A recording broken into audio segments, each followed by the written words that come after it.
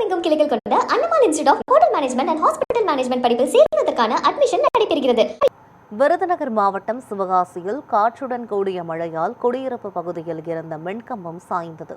சிவகாசி மற்றும் சுற்றுவட்டார பகுதிகளில் வானம் மேகமூட்டத்துடன் காணப்பட்டதோடு பலத்த காற்று வீசியது.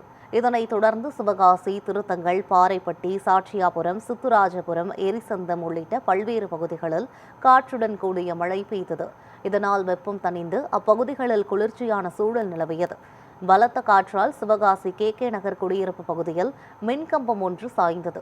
முன்னெச்சரிக்கை நடவடிக்கையாக ஏற்கனவே மின்சாரம் துண்டிக்கப்பட்டிருந்ததால் எந்தவித அசம்பாவிதமும் ஏற்படாமல் தவிர்க்கப்பட்டது.